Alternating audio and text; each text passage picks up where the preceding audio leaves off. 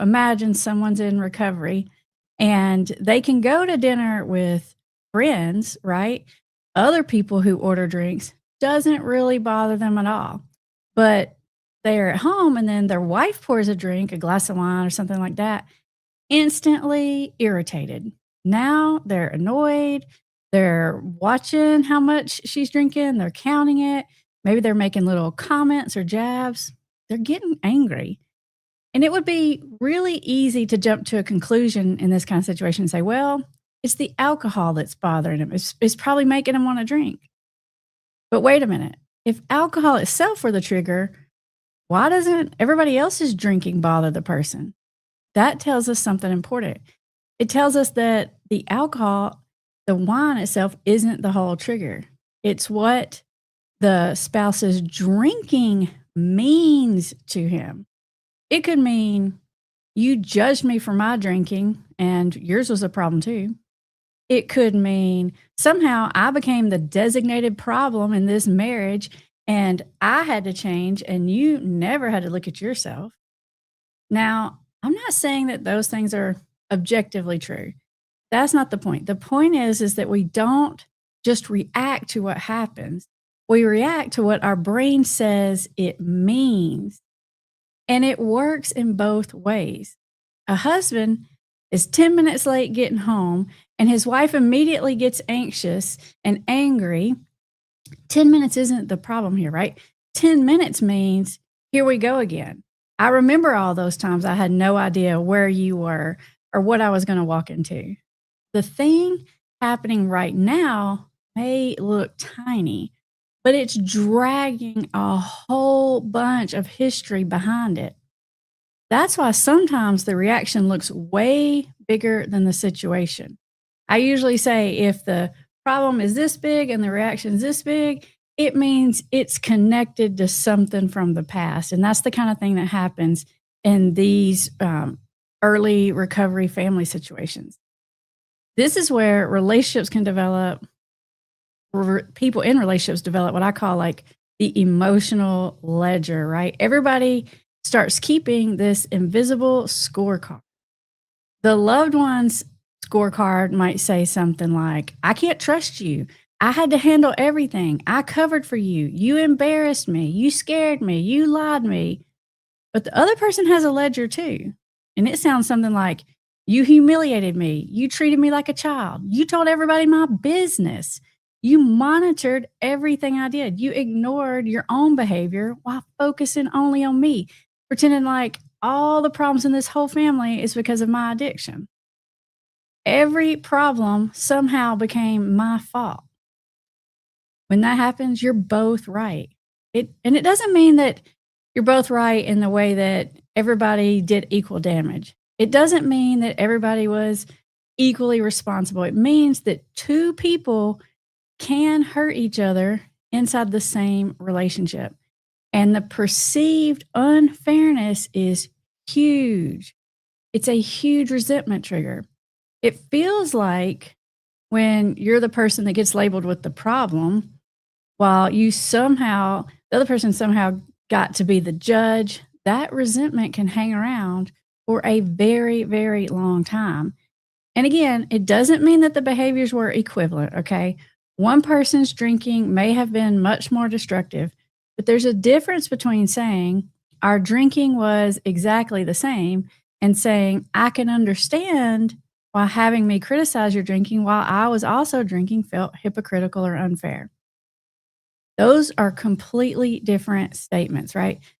Recovery also changes behavior a whole lot faster than it changes the relationship roles, right? Just because someone gets sober doesn't mean all these usually dysfunctional roles that are developed inside the family system, they don't necessarily just go away. Because during addiction, everybody gets a part. The problem one, right? The responsible one, the rescuer, the screw up, the parent, the judge. Then somebody gets sober, but nobody hands out the new cast list. You can stop drinking on Tuesday, but your marriage doesn't automatically update its operating system on Wednesday. The person in recovery is thinking, stop treating me like I'm that person. And the spouse is thinking, you've been different for all of 3 months. I've been living this for 8 years. Both of those experiences make complete sense. When people get upset over seemingly small things, it's about the perceived meaning that they're attaching to it. When people get really upset over the small things, because of perceived meaning. I'm saying that though because I really want it to hit home. You have to pay attention to the meaning that the other person is attaching to the event, or that you're attaching to the event when you find yourself getting really upset over seemingly small things. Take something as simple as like your partner asking, where are you going? Or where are you going? Not even with the attitude I said it, just where are you going? That could get completely different depending on what's underneath it. It could come across like, you still don't trust me. That when that happens, that's a trust wound that it's hitting, right? It could feel like, here we go again, I'm being monitored again. That's about feeling controlled. It could feel like, no matter how long I'm sober, you're always going to see me as the person who can't be trusted. That hits your identity button, right? It's like a wound, and it's triggering that wound, right? It's not the question, it's everything else that the meaning the person is attaching to the question. Or on the other hand, the person asking the question may be thinking, why are you getting so offensive over a completely normal question? Maybe the person's just asking because they're thinking, hey, if you're going by the grocery store, I wanted to ask you to stop and get some milk, right? Like maybe that was the intention. So they're just asking a simple question. In their mind, it doesn't mean anything. But in the other person's mind, it means a lot, right? It just triggers us back to those same old roles and feelings. It feels exactly like it used to feel when you were hiding something. Now we've got this threat and mistrust being activated on both sides. The same question, but completely different emotional meanings. That's why figuring out what happened is only half the job. You've got to figure out what your brain, if it's you getting upset, or the other person's brain decided that it meant, right? It's not about what's happening, it's about the meaning we attach to it. If any of you have ever done any like cognitive behavioral work, there's a lot of that in this kind of situation. You learn how to stop attaching irrational meaning to things, and that helps you to stabilize your emotions. Now, this is where people get themselves completely stuck, right? People get stuck on trying to prove whose version of reality is correct. I mean, it can be back and forth for years about what actually happening. It can be the person in recovery thinks, well, your drinking was just as bad, or you smoked just as much as I smoked. And then the other person's like, no, it wasn't. Yes, it was. I never did what you did. Well, everybody covered for you. And suddenly your kitchen is turned into CSI Chardonnay. Okay. Like it's this argument, and we're collecting facts and evidence. Nobody wins this kind of argument because you're trying to resolve an emotional injury through historical fact checking. And you may never agree on every detail of what happened. And honestly, and thankfully, you don't have to. Underneath a lot of resentment is something much simpler, right? It's, I need you to understand what it was like for me. That's almost always what's going on here. Which brings me to the part I told you earlier that I was going to tell you how to fix this, right? And I promised you now that I was going to tell you how to fix this. Now, everybody else, maybe not everybody else, a lot of other people, right? They tell their friends, couples counselor tell couples, blah, blah, blah. You need to communicate your feelings. When there's like a bunch of relationship all built up, you need to communicate what you're feeling to the other person. And they may even say, use your I feeling statements. But I personally feel like that can be really bad advice, because what does communicate your feelings turn into, right? Let's look at this logic. It turns into, I feel like you never, ... right? I feel like you don't care. I feel like you always. And when you're doing that, what you end up doing is you end up disguising criticism as a feeling. And the other person does exactly what you would expect them to do in that situation. They defend themselves. So instead of communicate your feelings, my advice for you is to do the opposite. Communicate the other person's feelings. Before you explain how hurt you are, show them that you understand how hurt they are. Here's what this sounds like. It sounds like, I can see how my drinking made you feel um, that like life was just totally unpredictable. I can see how my drinking made you feel like you were walking on eggshells or you didn't know what kind of mood I was going to be in when I got home. You never knew what kind of night you were going to have to deal with. Or from the other side, it sounds like, I can see how me constantly looking for the next mistake that you were going to make made you feel like none of the progress you were making even counted. It's about articulating, communicating the other person's feeling. It's completely different than communicating your feelings. Your feelings, to be honest, usually make people defensive, right? Even if you say it in the nicest way and you use Academy Award winning I feel statements, it still comes across as, the other person still knows you're telling them something that they did that you don't think is right or that upsets you.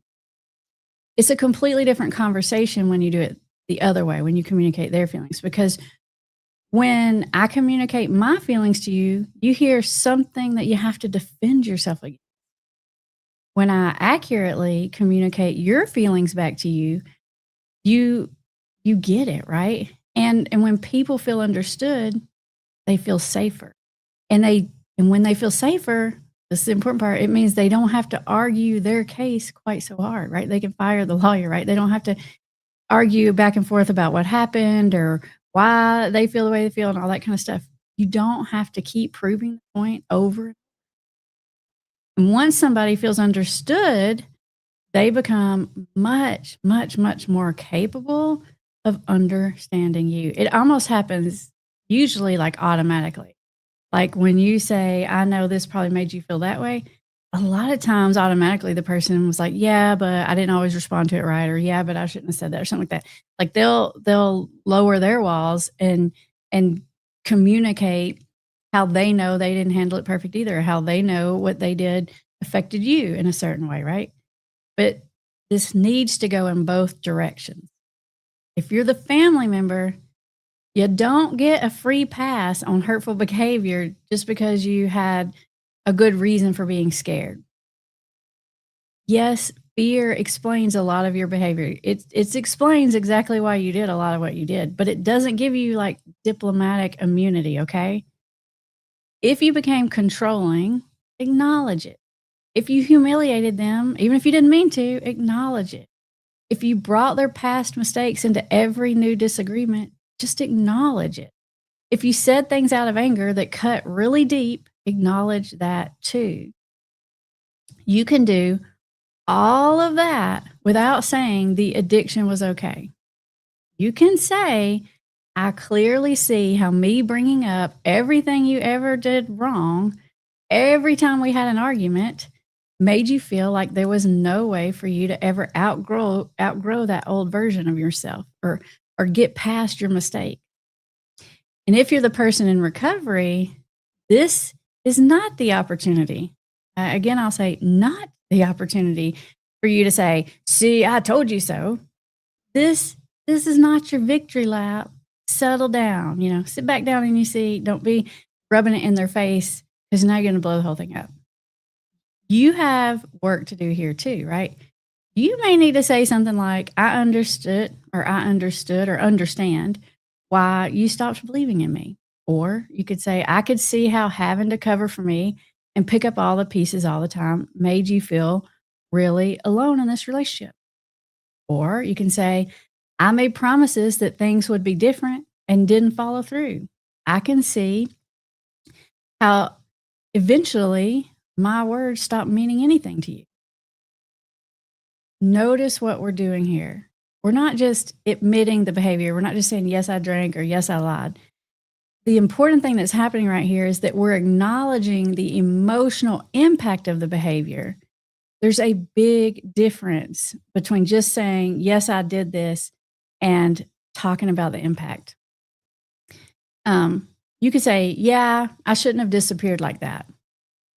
And I can see how me disappearing and not answering my phone left you sitting there scared and angry and wondering if something terrible had happened.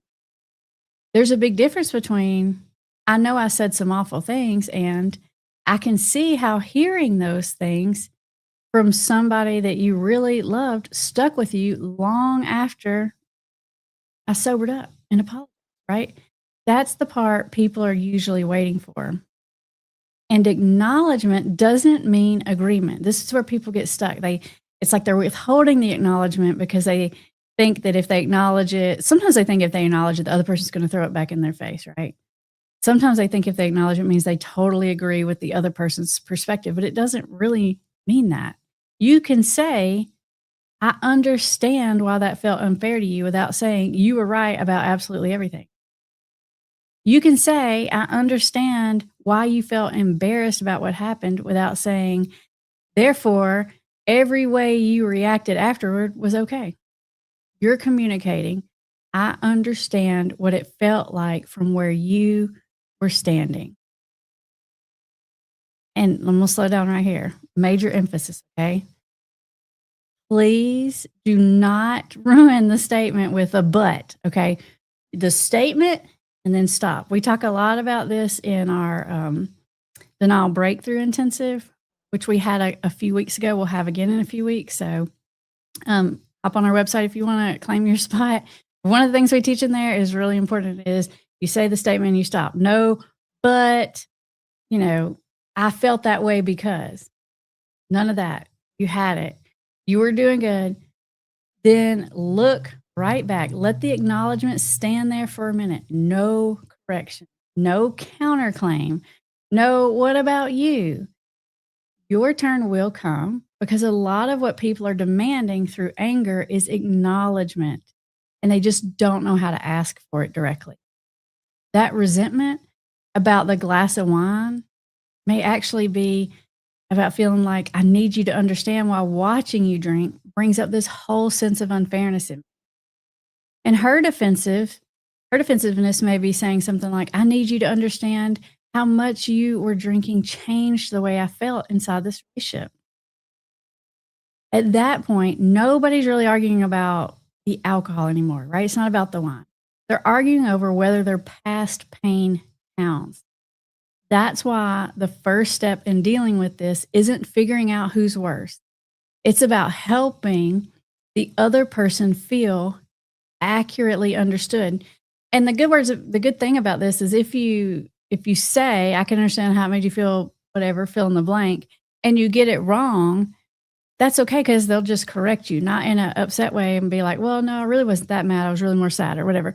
They'll just explain it to you and then you can repeat it back using their words. And now you've got it accurately right. So if just take a starting point, if you have to guess how it made the other person feel, just start there because just the fact that you're trying to understand how they felt will go such a long way.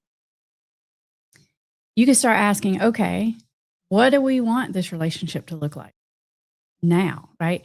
We know what it looked like in the past, but what do we want it to look like now? Do we need less interrogation and more voluntary transparency? Do we need a way to talk about fear without accusing someone?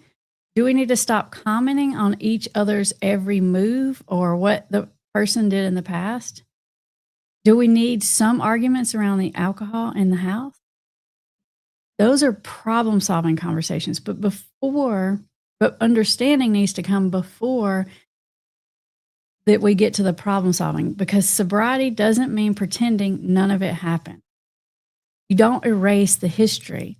But if you're going to build a genuinely different relationship, at some point you have to stop organizing every current interaction around who everybody else was during the addiction. And this happens on both sides, You're never happy. You never tell the truth, back and forth. It's both sides.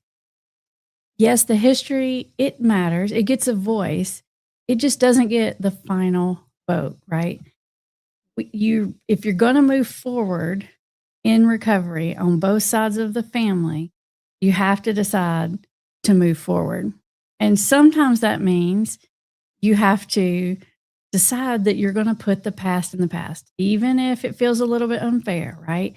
Because continuing to bring up what the other person's done over and over on either side is just going to create more defensiveness. It's going to keep us back stuck in old roles. And even if the sobriety stays, the relationship doesn't get better. And what's it all worth it? What's the point of being sober is to have a better life, right? That's the whole reason why you wanted to get sober or why your loved one wanted you to get sober is so the relationship is better. So we have to focus on that relationship and realize it's not just about the sobriety because there's a lot of things that happen in the process that need to be undone. Now, if you're watching this live, Bree is back there behind the scenes being our moderator. And if you want to, you can join the conversation. Put in the comments or in the chat there. If you have a question, if you have a comment, Bree's going to be looking for those. She's going to pop them up there on the screen. In the meantime, while you get those up there, I will remind you that we have links to lots of resources for you in the description of this video. There is a new 5 essential recovery skills guide that's down there. You can download that. There's a understanding manipulative behaviors guide. All that's there for you. It's all in the description, so check it out. All right, Bree, do we have any questions or comments? Anybody wants to be in the conversation? All right, Ellie says, is it ever okay to tell my spouse's mom there is a drug issue? She gives 5 figures, like money gifts, throughout the year, plus sizable inheritance, and eventually meant to help provide for our disabled child. Do I disclose? I can understand why you want to disclose, but I have a couple of thoughts here. The first and most important thought is if you out someone's addiction to, especially to one of their people, and that means their family, their friends, their workmates, or whatever, your person is going to feel like that's extremely disloyal. It's one of the hurts that I've seen people not get over, even once they're in recovery. Like they feel betrayed, they feel humiliated. So you got to know your person really well, Ellie. If you do that and then your person finds out, which they probably will, that you told their mom, are they going to get over it? Are they going to hang on to it? Is it going to be one of these arguments that just never end, like we were talking about earlier? So ask yourself that. The other question you need to think about here is, more times than not, when you try to tell the in-laws what's happening, they either don't believe you or they blame you. And I know that's really hard to hear. If the addiction was going on before they ever met you and the in-laws got a firsthand experience with it, then they probably will believe you, right? But if it's kind of happened or grown or gotten really big since you've been with your spouse and they really haven't seen all the firsthand of it, they may not believe you because it's like they don't want to believe something that big and difficult about their kid, right? Their son or their daughter or whatever. So thinking about your spouse and thinking about your in-laws, you can make the decision to do that. I just want you to think about how that's going to play out on both parts, right? And you're the one that knows them, so you know whether they're likely to hold on to something, whether they're likely to believe you and support you, or go behind your back, right? Because a lot of times what ends up happening is the addicted person has been complaining to their parents about you for a while. You know, she's critical, she's never happy, she's controlling, blah, blah, blah. And so they already have this mindset about the situation because the addicted person's been telling them a bunch of stuff. And so when you come and you try to say, no, this is really happening, sometimes it even just reinforces this narrative that the other person's been saying. So I totally get why you want to do that, but I want you to really think it through because I've seen these situations turn bad. And usually it's just like someone reaching out to their in-laws for help. It's like, "Oh my gosh, your kid's going crazy over here. I need some help." And I see it backfire more than I see it. Hopefully, that piece of information helps. All right. Psi 6920 says, "My loved one is going to be off work for 2 to 4 months on disability, and he's already drinking all day and not having food. How do I get him to consume some food? He's drunk all day." It's really common with alcohol. People with alcohol, they stop eating food or they like only eat like once a day. And some of that is purposeful because they don't want the food to mess with the alcohol. And some of that's because their stomach is just like literally full all the time. And it's going to be really hard to get them to eat something. You might get them to eat a piece of candy. Maybe they would. It You might get them to eat something little, but trying to get them to eat like a full meal might be pretty difficult. So I'm not sure I have an answer for you on how to get that to happen. I will say that when people start getting sober, especially from alcohol, eating food on a regular schedule is one of the things that helps them stay sober, right? Because it keeps your belly full, which actually helps, and it actually keeps your blood sugar up, which helps you have less alcohol. I feel bad for you. I don't know how to get them to eat food. I would try just get them to eat something little and kind of sneak little things in that don't feel like a whole big full meal would be my best advice to you. Elizabeth says, "My son is in jail. He told me yesterday that he read a book about a young man with addiction. He wants me to read it because he thinks I will better understand his feelings and actions. I'm unsure." Are you unsure if you want to read it, or you're just unsure if it will help you better understand his actions and feelings? Because it doesn't really matter to me what the book says, or even, the thing here is he's saying, "I want to feel understood." And that's what this video is actually talking about, right?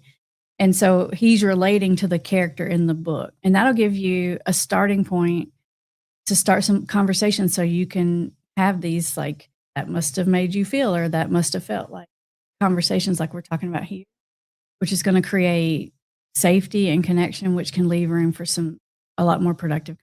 So I would probably do it, even if you're not sure it's going to be all that helpful. The fact that you did it will help them feel cared about. Philip says, "The hardest part is back off when you somehow think or believe you're right, even if you actually weren't right." Because that's exactly right. Because it's not about who's right or who's wrong, right? This is about how do I repair the relationship and move forward. Getting stuck on right and wrong and proving the history, it's only going to go into circles forever and ever, right? So I hate it. That whole cheesy question, do you want to be right or do you want to have a relationship? Right. And so it is hard, especially if it's easy for you to get caught up in that, in the right or the wrong. Travel to Joy says, "My son destroyed the house after being under the influence of weed and alcohol. I cannot stand weed smell anymore. How do I," look, says something else, but I think it's ask him to leave the house in a good way. "What words can I use to ask him to leave?" It's always really hard once they're there to get them out. Um, what I would say, I would probably couch it something like, um, "I know that you're an adult and you can make your own choices, but when I see them, it brings out my momness, and then I want to micromanage everything, and that's not fair to either of us. It's probably time for you to get your own place because I know you want the freedom and the privacy to make your own adult choices. And then I know I need to give it to you. It's just hard when it's in my house." That's probably the way that I would couch it. That might make it feel less, I don't know, angry, accusatory, or whatever. But don't expect them to be particularly happy about it. They're probably not going to like it either way, but it does soften it. All right, Bree says that we're about to the end of our question. So I'll take just a minute to say, some of you probably already know. If you don't, I'll tell you. Last Wednesday, in fact, our YouTube channel got hacked by some kind of like cryptocurrency scammers.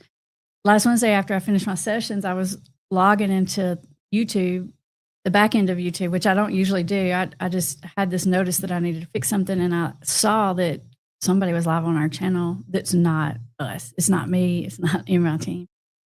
So I panicked. I took a screenshot of it first, so I would have the evidence, and then I deleted it, and then another one popped up, and that, and then I thought, well, I'll submit some support ticket to YouTube tomorrow because I was super tired. It was late. When I woke up, the whole channel had been terminated. That's the word it said, terminated. Sounded super scary. So, YouTube, I think they probably have algorithms or whatever that look for things like this because whatever the scammers were doing was illegal, right? And so it shut the channel down and had to go through a whole investigation to figure out what happened. Did it get hacked? How did it get hacked? And then secure it back. So, for those of you who tried to find us last week or find a video, that's where we were. We didn't go anywhere. We're still here, but we were terminated for the moment. So luckily we did get through that. We got everything secure. We're back up and running. Thank you for those who hung in with that through us. I don't know if anybody even saw those live streamers. I don't think they were up there for very long, but I hate that happened. It was pretty shocking, scary. So, but we're back. So, and we're glad we're back. All right, everybody. I think we're about to the end of our time today. I hope you guys have a great rest of your afternoon. And don't forget, there are additional resources in the description if anybody needs any. I'll see you guys next week. Bye, everybody.